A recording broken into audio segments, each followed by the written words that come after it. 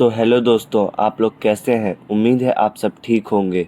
लेकिन आज जो मैं आपको कहानी सुनाने जा रहा हूँ वो कोई आम कहानी नहीं है।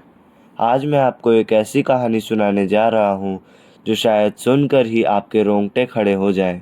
ये कहानी है डर की, रहस्य की और उस चीज़ की जिसे समझना आसान नहीं।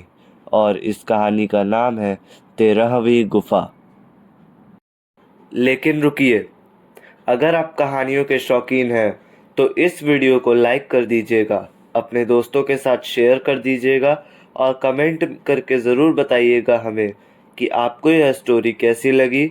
और ऐसी अच्छी अच्छी कहानियाँ सुनने के लिए हमारे चैनल को सब्सक्राइब और बेल आइकन को ऑन कर दीजिएगा ताकि हमारे सारे वीडियोस की नोटिफिकेशंस आप तक सबसे पहले पहुँचे।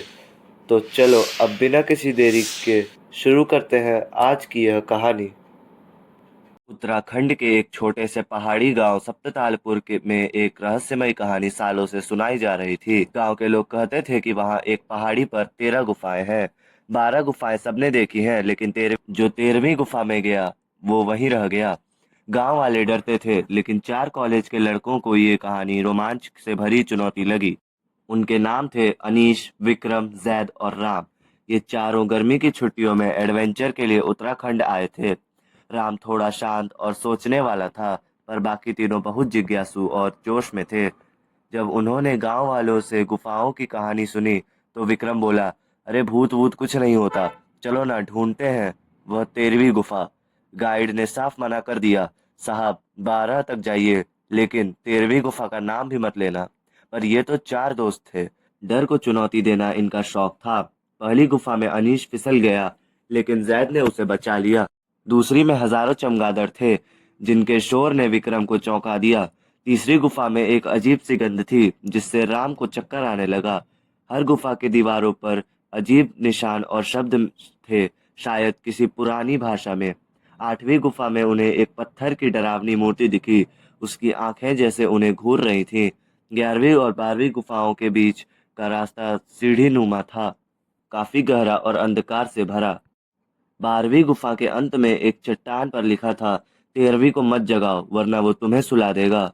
जैसे ही जैद ने एक चट्टान हटाई, एक गहरा अंधेरा रास्ता खुला। वह गुफा बाकी सबसे अलग थी। सन्नाटा, ठंडी हवा और दीवारों पर कुछ अजीब धब्बे थे। चारों ने टॉर्चें जलाई और धीरे धीरे अंदर गए। दीवारों पर लाल रंग से लिखा था, मैं अकेला हूँ, मुझे साथी चाहिए। तभी टॉर्च छपकने लगी और एक अजीब सी हंसी सुनाई दी। अनीश सबसे आगे चल रहा था, अचानक जोर से चिल्लाया, कुछ मुझे खींच रहा है। बाकी 3 भागे, लेकिन अनीश गायब हो चुका था, जैसे वो हवा में घुल गया हो। राम पीछे खड़ा कांप रहा था।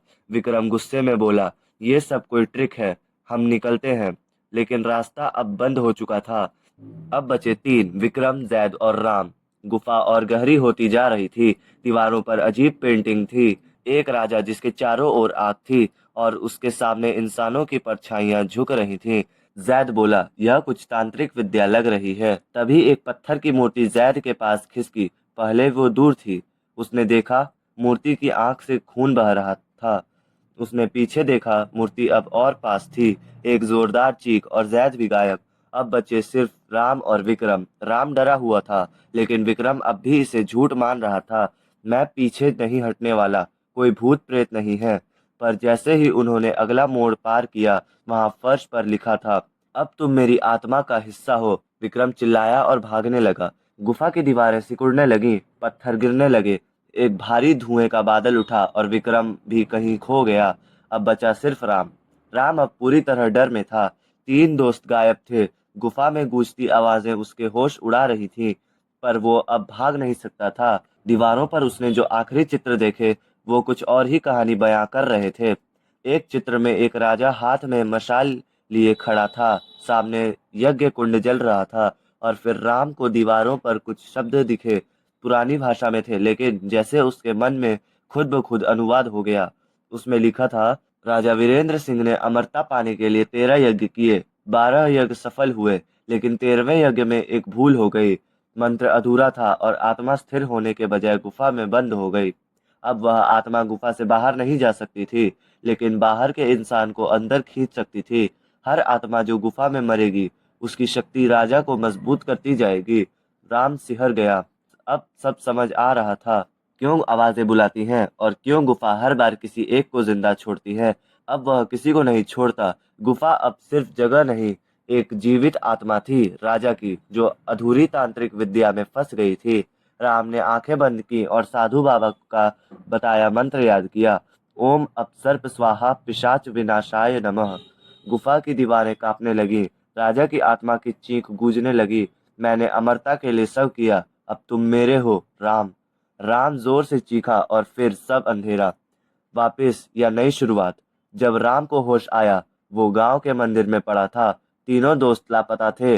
गांव वाले डरे हुए थे। राम की जेब में वही पत्थर था जिस पर लिखा था, 13वीं पूरी हो चुकी है, अब कहानी तेरे जरिए चलेगी। और मंदिर की घंटियां अपने आप बजने लगी। दूर जंगल की दिशा से फिर वही आवाज आई, राम अब तू अकेला नहीं है। Yeah.